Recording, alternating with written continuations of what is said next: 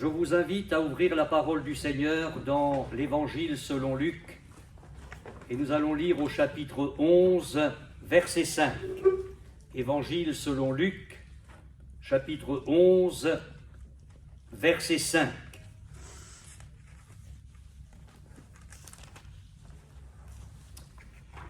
Jésus leur dit encore, « Si l'un de vous a un ami, et qu'il aille le trouver au milieu de la nuit, pour lui dire, « Ami, prête-moi 3 pains, car un de mes amis est arrivé de voyage chez moi, et je n'ai rien à lui offrir. » Et si, de l'intérieur de sa maison, cet ami lui répond, « Ne m'importune pas, la porte est déjà fermée, mes enfants et moi sommes au lit, je ne puis me lever pour te donner des pains.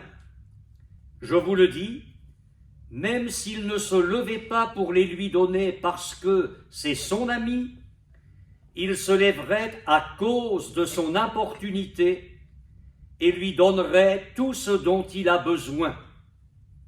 Et moi je vous dis, demandez et l'on vous donnera, cherchez et vous trouverez, frappez et l'on vous ouvrira.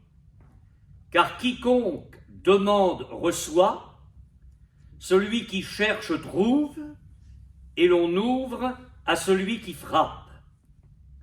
Quel est parmi vous le père qui donnera une pierre à son fils s'il lui demande du pain? Ou s'il demande un poisson, lui donnera-t-il un serpent au lieu d'un poisson? Ou s'il demande un œuf, lui donnera-t-il un scorpion? Si donc, méchants comme vous l'êtes, vous savez donner de bonnes choses à vos enfants, à combien plus forte raison le Père Céleste donnera-t-il le Saint-Esprit à ceux qui le lui demandent? Amen.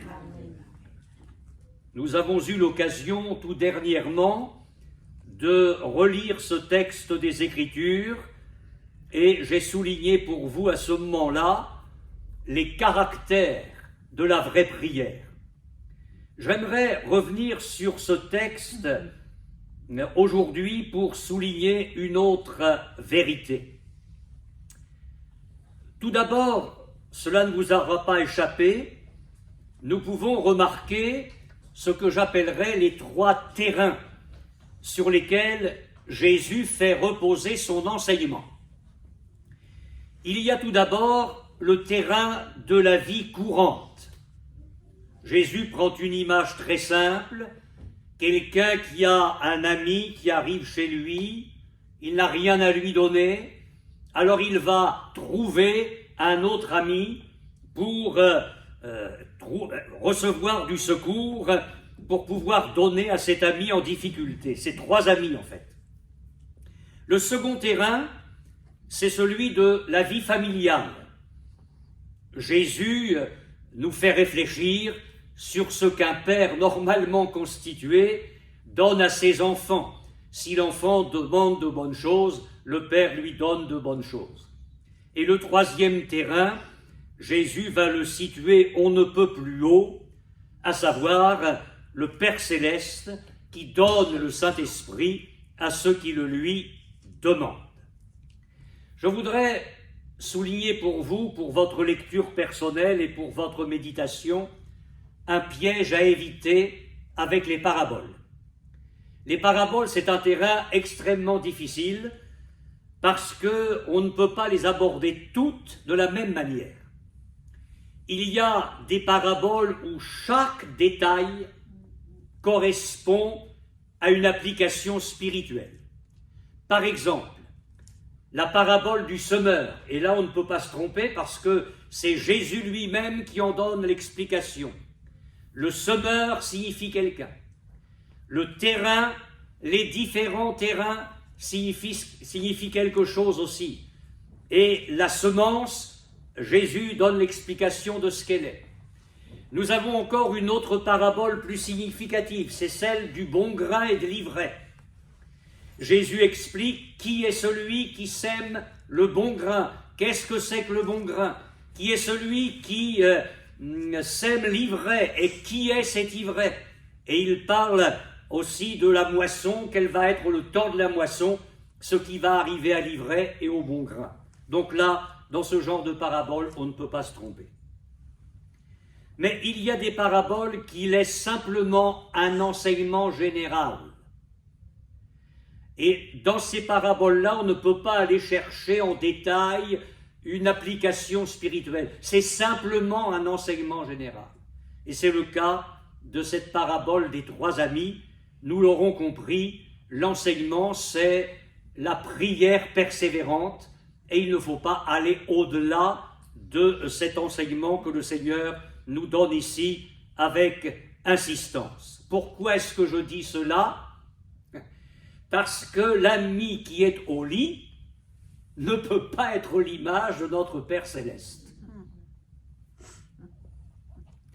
Donc le Seigneur donne bien là un enseignement sur la prière persévérante, même si après, au bout de son enseignement, il nous dit que le Père Céleste donne le Saint-Esprit à ceux qui le lui demandent.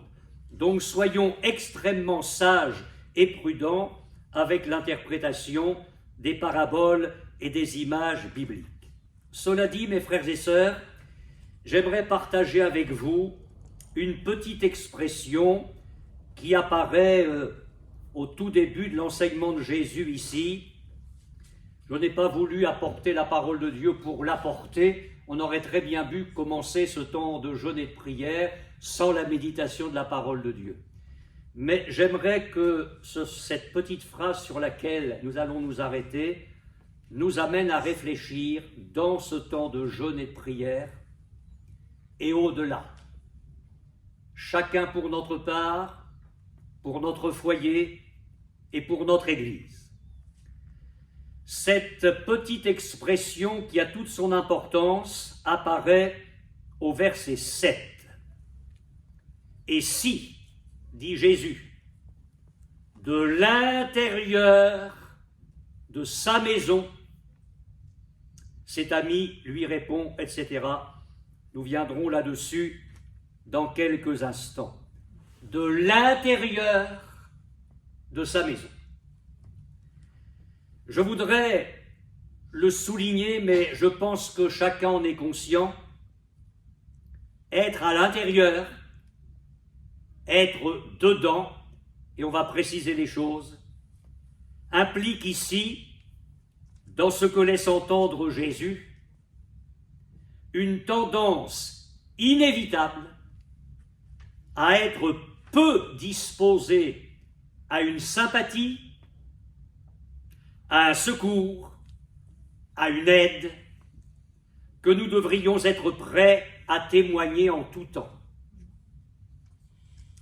Ce n'est pas une faute d'être dedans. Il y a des heures pour ça. Ce n'est pas une faute d'être à l'intérieur. La vie fait que nous devons assumer cela, et même sur le plan spirituel. Le danger, c'est de nous complaire dans cette position-là et de ne plus être disponible pour ce qui se passe à l'extérieur.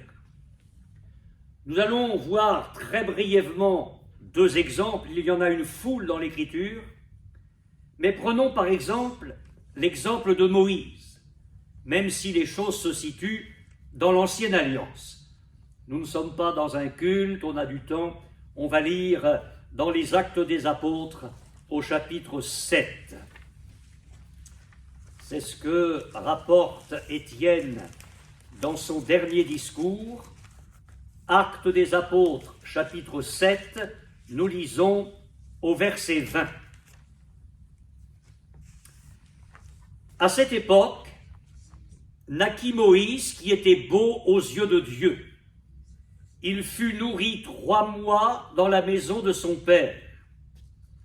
Et quand il eut été exposé, la fille de Pharaon le recueillit et l'éleva comme son fils. Moïse fut instruit dans toute la sagesse des Égyptiens et il était puissant en parole et en œuvre. C'était bien l'intérieur de la maison, là. Il avait 40 ans lorsqu'il lui vint dans le cœur de visiter ses frères, les fils d'Israël. Il en vit un qu'on outrageait, et prenant sa défense, il vengea celui qui était maltraité et frappa l'Égyptien. Il pensait que ses frères comprendraient que Dieu leur accordait la délivrance par sa main, mais ils ne comprirent pas. Le jour suivant, il parut au milieu d'eux, comme ils se battaient, et il les exhorta à la paix. « Hommes, dit-il, vous êtes frères, pourquoi vous maltraitez-vous l'un l'autre » Mais celui qui maltraitait son prochain le repoussa en disant « Qui t'a établi chef et juge sur nous? Veux-tu me tuer comme tu as tué hier l'Égyptien » À cette parole, Moïse prit la fuite et il alla séjourner dans le pays de Madian où il engendra 2 fils. Alors, je ne m'attarderai pas, ce n'est pas mon but, sur le fait que Moïse a précipité les choses et il était entré dans un temps qui n'était pas encore celui de Dieu pour lui. Je voudrais seulement souligner ce qu'il y a de bon dans ce qu'a fait Moïse, parce qu'il n'y a pas que du mauvais. C'est qu'il ne s'est pas laissé enfermer dans ses privilèges, dans ses avantages, dans son confort, le fait d'être appelé fils de la fille de Pharaon, le fait d'avoir été élevé dans toute la sagesse des Égyptiens, le fait d'être puissant en parole et en œuvre dans le pays. Mais à un moment donné, il est né dans son cœur le désir de sortir de cette position-là, de ne pas rester à l'intérieur, de ne pas rester dedans, mais d'aller prendre contact avec la souffrance de son peuple et apporter à son échelle, et encore une fois dans un temps qui n'était pas celui de Dieu, mais un secours. Et c'est ça qui est positif dans l'exemple de Moïse. Nous en avons un autre avec Néhémie, et nous allons lire au chapitre 1er de son livre, Néhémie, chapitre 1er, verset 1er.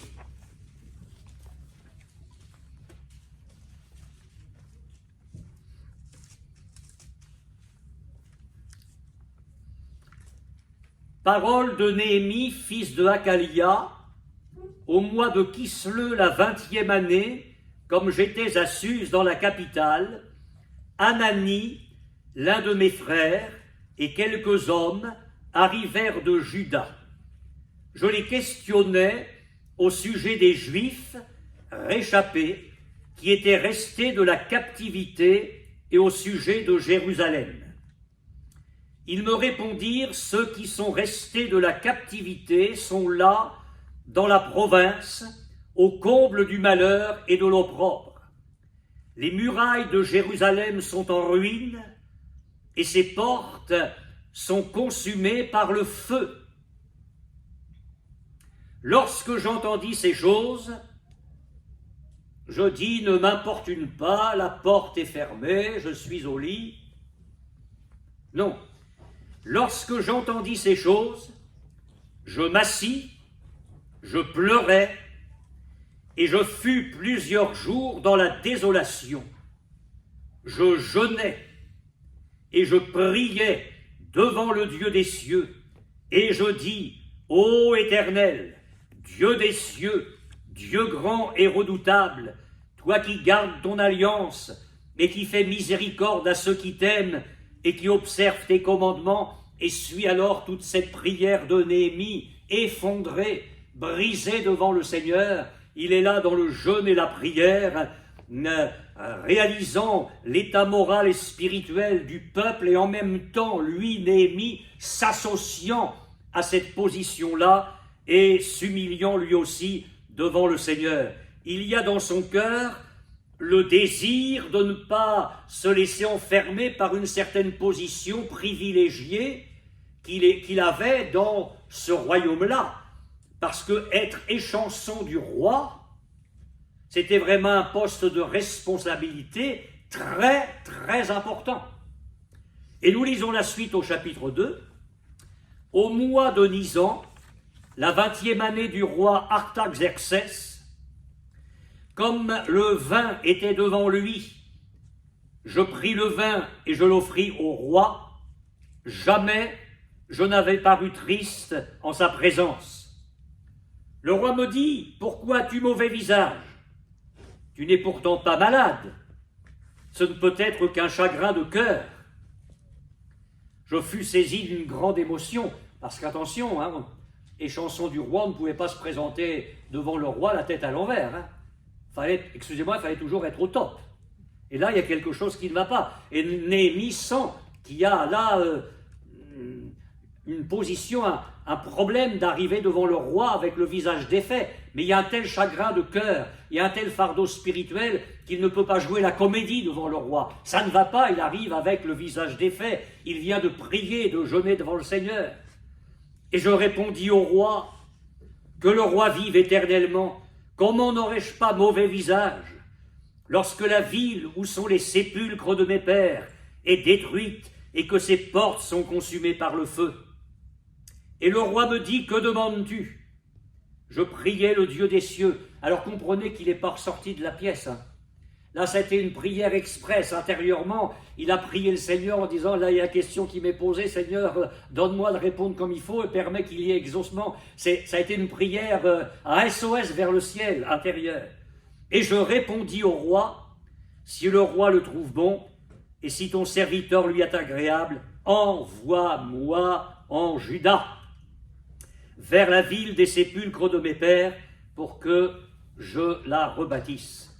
Néhémie était dedans, il était à l'intérieur du palais du roi, mais il a su pleurer sur la désolation de la ville des sépulcres de ses pères, et il a obtenu l'autorisation du roi pour sortir et aller reconstruire les murailles. C'est un homme qui il ne s'est pas laissé enfermer dedans, ni Moïse, ni Néhémie.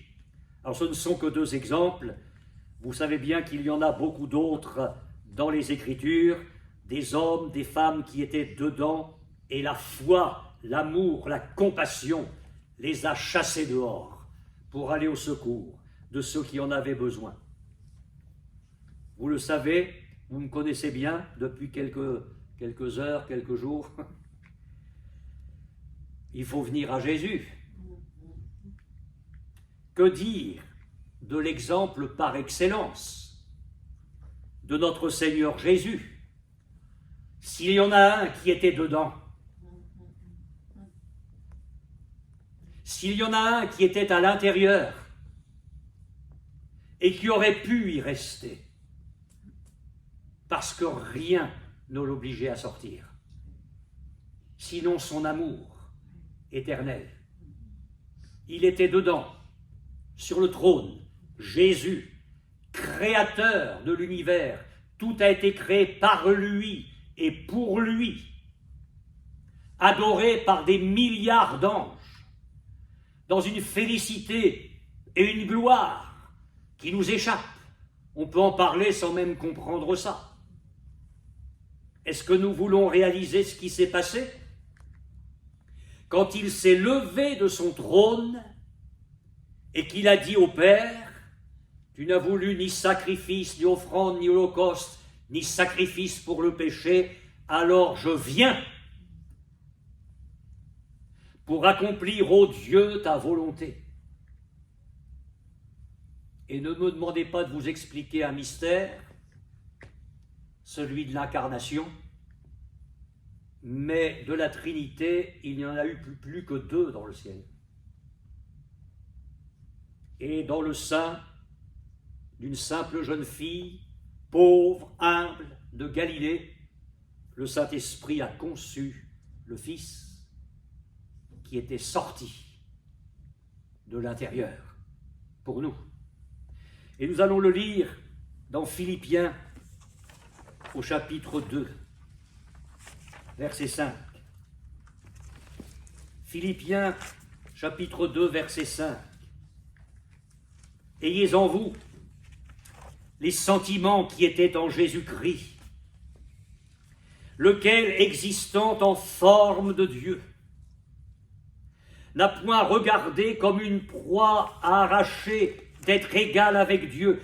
Littéralement, il n'a pas voulu conserver jalousement son rang divin, mais il s'est dépouillé lui-même en prenant une forme de serviteur, en devenant semblable aux hommes, et ayant paru comme un simple homme, il s'est humilié lui-même, se rendant obéissant jusqu'à la mort, même jusqu'à la mort de la croix. Et il me semble que s'il y en a un qui était autorisé à nous parler de cet homme, de cet ami, au lit, au milieu de la nuit, et qui répond « Nous sommes au lit, ne m'importune pas », s'il y en a un qui pouvait bousculer ça, c'est bien le Seigneur Jésus. Il était autorisé à le faire. Alors oui, je voudrais insister là-dessus, mes frères et sœurs, pour vous et pour moi, et pour l'orientation que nous allons donner à notre temps de jeûne et de prière. Il y a un danger. Il y a un danger. C'est d'être trop ou trop bien installé dedans. Au point que notre âme, considérant sa position, ses avantages, son bien-être, disent « ne m'importune pas ». Il y a des besoins dehors, mais nous, on est si bien dans notre petite église.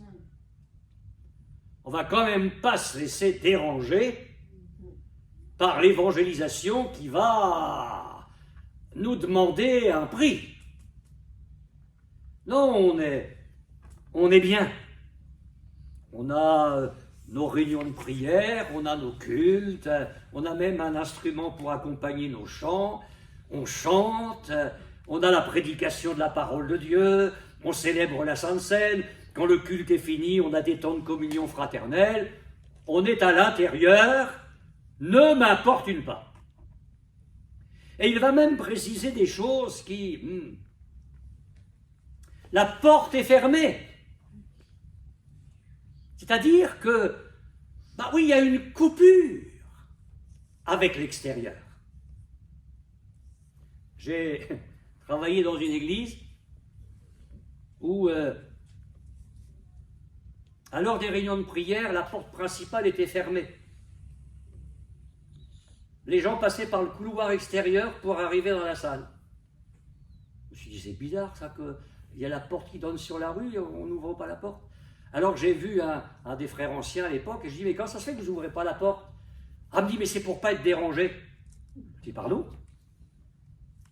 Mais l'église, elle est faite pour être dérangée. Et si des gens arrivent dans l'église pour déranger alors que nous sommes en prière, mais tant mieux. Au moins on dérange l'adversaire, l'ennemi. Après, on a ouvert les portes, bien évidemment. La porte est fermée. Mais ce n'est pas seulement matériel. Ça peut être moral, ça peut être spirituel. Bon, la porte est fermée, c'est déjà pas bien. Mais nous sommes au lit. Ça, c'est la position qui précède le sommeil. Je ne sais pas si vous avez l'habitude de dormir debout, mais là, ce n'est pas une histoire à dormir debout. C'est Jésus qui la donne, et l'homme dit, la porte est fermée, nous sommes au lit, donc le sommeil n'est pas loin. Et la conclusion, écoute, toi l'ami qui est de l'autre côté, si tu es intelligent, la porte est fermée, nous sommes au lit, je ne peux pas me lever pour te donner. C'est aussi simple que ça. Qu'est-ce que vous pensez d'une église aux yeux du Seigneur? Je souhaite de tout mon cœur que ce ne sera pas la nôtre, qui aurait la porte fermée sur le monde, qui ne serait pas loin de s'endormir, et qui dirait « Oh, on ne peut pas donner ». Et là, on a un catalogue d'excuses pour ne pas donner. Le problème, c'est que à ce moment-là, on ne peut pas donner pour un ami, pour un frère qui est dehors. Et par voie de conséquence, on ne peut pas répondre aux besoins de quelqu'un qui doit être accueilli et nourri. Mais est-ce que cela, nous l'entendons? Est-ce que notre cœur résonne? Alors, je sais qu'il y a des objections à cela. Et vous ne les donnerez pas parce que vous êtes magnifiques. Mais quelqu'un dira peut-être ailleurs, mais c'était la nuit. Frère Balière, c'était la nuit. Alors, qu'au milieu de la nuit, la porte soit fermée, est-ce que c'est pas normal à votre avis? Vous n'allez pas répondre, hein? Nous sommes au lit. Mais enfin, au milieu de la nuit, frère Balière, au milieu de la nuit, il n'y a rien de plus normal à ce que cette famille-là soit déjà au lit. Évidemment, c'est une objection qui se tiendrait si moi je ne posais pas une autre question derrière. C'était pas la nuit pour celui qui voyageait?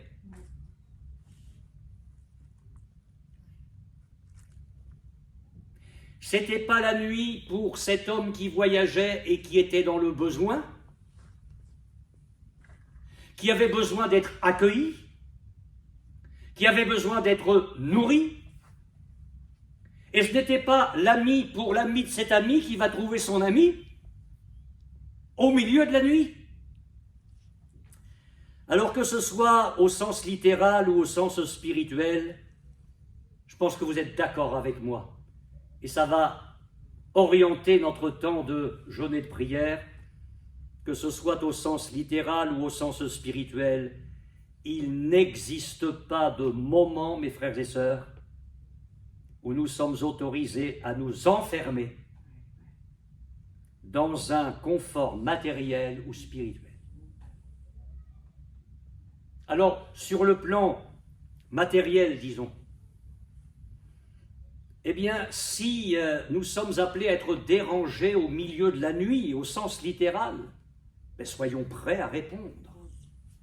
J'ai remarqué dans les évangiles, je vous laisse ça, relisez les 4 évangiles avec cette paire de lunettes-là, c'est très intéressant. Jésus n'arrête pas d'être dérangé. Et il se laisse déranger. Il se laisse déranger. Un matin, il prie de bonne heure dans un coin, tranquille, et puis les disciples le cherchent, ils finissent par le trouver, et ils disent tous te cherchent. Les disciples reviennent d'une mission d'évangélisation très encourageante, et Jésus prend conscience qu'ils sont fatigués, alors il les prend à l'écart pour se reposer un peu, mais les foules le savent, elles le suivent, et elles arrivent, et Jésus est obligé de répondre aux besoins. Et tout au long de l'évangile, c'est comme ça. Parce qu'il était sorti. Alors étant sorti, ayant donné sa vie, le reste suit. Je dis que ce n'est jamais le moment pour nous chrétiens, à combien plus forte raison sur le plan spirituel, de fermer la porte, de nous mettre au lit. Et il va falloir que ce jeûne-là, ce midi, soit un tournant décisif pour chacun de nous. Et que nous disions, Seigneur, nous voulons prendre exemple sur toi, et ce n'est rien pour nous de sortir de notre intérieur, du dedans dans lequel nous sommes. Toi, tu as fait plus, infiniment plus. Donne-nous ta grâce. D'autant plus que, et je termine avec ça, ce n'est jamais la nuit pour les enfants du jour. Nous vivons dans un décalage horaire. Ça ne m'est jamais arrivé, ça, parce que je ne suis pas allé assez loin dans le monde. Géographiquement, j'entends. Mais si, par exemple, vous allez aux États-Unis et que vous ne changiez pas votre montre, vous allez avoir là-bas 6 heures de retard par rapport à Paris. C'est-à-dire que quand vous allez arriver là-bas, quand il sera minuit en France, il ne sera que 18 heures là-bas. Et votre montre, qui fait un petit peu partie de vous-même, vous dit que quand vous serez dans les ténèbres là où vous êtes, ce sera le jour ailleurs, et vous êtes de ce jour. Nous avons plus qu'une montre, nous avons une nature intérieure. Le monde, relisez Jean chapitre 1er, dans le Jean chapitre 1er, le monde est dans les ténèbres, mais Jésus vient comme la lumière. Et il n'a cessé d'être la lumière au milieu des ténèbres. Jésus dit, vous êtes la lumière du monde. De telle sorte que nous qui sommes du jour, eh bien ce n'est jamais la nuit, ça va nous aider à être dérangés. Regardez avec moi dans Romains 13, verset 11. Romains chapitre 13, verset 11.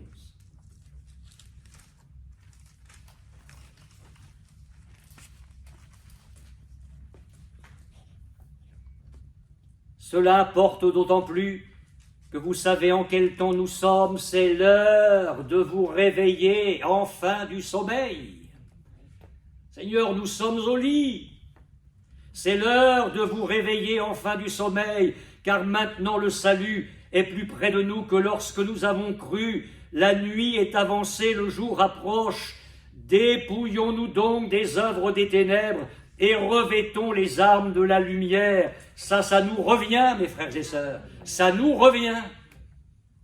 Et puis, dans 1 Thessaloniciens, au chapitre 5, 1 Thessaloniciens, chapitre 5, et nous lirons au verset 4. Mais vous, frères, vous n'êtes pas dans les ténèbres, pour que ce jour vous surprenne comme un voleur. Vous êtes tous des enfants de la lumière et des enfants du jour. Nous ne sommes point de la nuit ni des ténèbres. Ne dormons donc pas comme les autres. Que les autres dorment, c'est normal. Ils sont dans la nuit. Mais nous, alors que c'est la nuit, nous sommes du jour. Alors on ne dort pas. Ceux qui dorment, dorment la nuit. Ceux qui s'enivrent, s'enivrent la nuit. Mais nous qui sommes du jour, soyons sobres, ayant revêtu la cuirasse de la foi et de la charité, et ayant pour casque l'espérance du salut. L'ami frappe, prête-moi 3 pains. La porte est fermée. Ne m'importune pas, on est là, dans notre confort. Mes enfants et moi, nous sommes au lit. Alors je voudrais lire un dernier texte avec vous, et puis nous allons nous tenir devant le Seigneur, dans les Proverbes, au chapitre 24, verset 11. Proverbes, chapitre 24, verset 11. Délivre ceux qu'on traîne à la mort, ceux qu'on va égorger, sauve-les. Ceux qu'on va égorger, ce sont les victimes de Satan. Jésus dit qu'il vient pour dérober, égorger et détruire. Ceux qu'on va égorger, sauve-les. Si tu dis, « Ah, nous ne savions pas », comment ça tu ne sais pas? Celui qui pèse les cœurs ne le voit-il pas? Celui qui veille sur ton âme ne le connaît-il pas? Et ne rendra-t-il pas à chacun selon ses œuvres? Mes frères et sœurs, que les besoins de nos frères, dehors, nos frères, que les besoins de ceux du monde, vieillards, hommes et femmes, hommes, jeunes, enfants, que ceux du dehors qu'on va égorger, que l'appel du Saint-Esprit à nous réveiller pour donner pour ces gens-là nous saisisse, qu'il étreigne notre cœur, comme il a étreint le cœur de Moïse, comme il a étreint le cœur de Néhémie, et au-delà, par excellence, comme il a étreint le cœur de Jésus. Seigneur, aide-moi à sortir de mon confort, de mes habitudes religieuses. Je ne veux plus d'une religion, je veux d'une vie profonde avec toi. Saisis-nous de ta vie, revêt-nous de ton esprit, et propulse-nous vers les autres afin qu'ils soient sauvés. Amen. Nous allons chercher le Seigneur ensemble de tout notre cœur.